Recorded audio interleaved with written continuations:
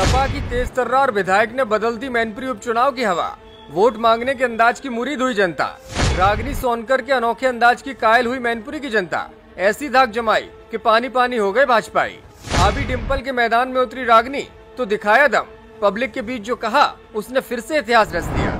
मैनपुरी उपचुनाव में समाजवादी पार्टी और भारतीय जनता पार्टी दोनों एड़ी चोटी का दम लगाने में जुटे हैं। सपा मुलायम सिंह यादव की विरासत को बचाने में जुटी है तो भाजपा मैनपुरी के किले को ध्वंस करने की रणनीति बना रही है। चुनावी माहौल में समाजवादी पार्टी की विधायक ने अपने प्रचार से ऐसा रंग बिखेर दिया है कि भाजपाई हक्के बक्के रह गए।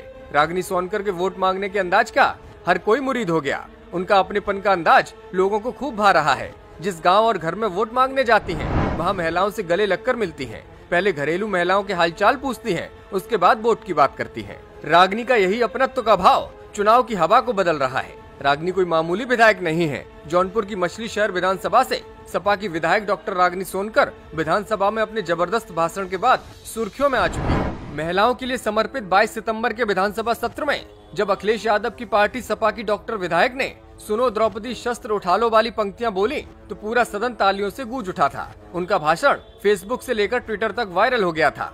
उनके इसी भाषण से पूरा सदन मेज की थपथपाहटों से गूंज उठा था। रागिनी जौनपुर से विधायक हैं और एम्स से उन्होंने डॉक्टरी पढ़ी है।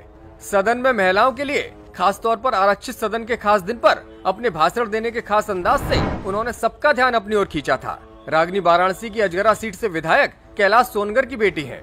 रागिनी के पति डॉक्टर संदीप स्किन स्पेशलिस्ट हैं। राजनीति में आने से पहले डॉक्टर रागिनी दिल्ली एम्स में काम करती थीं। वहां पर वह नेत्र विभाग में अहम पद पर थीं। दिल्ली के एम्स से ही उन्होंने मेडिकल की पढ़ाई भी पढ़ी है।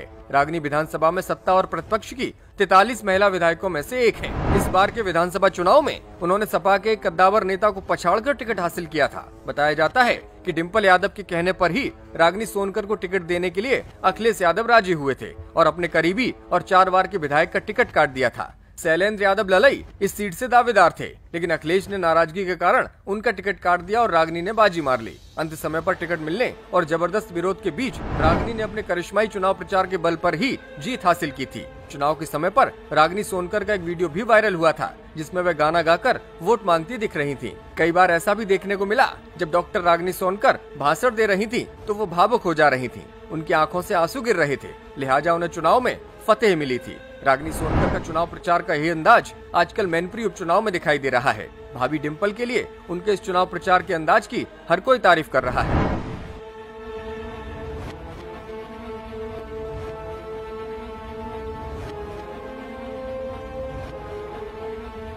ब्यूरो रिपोर्ट, मीडिया हलचल।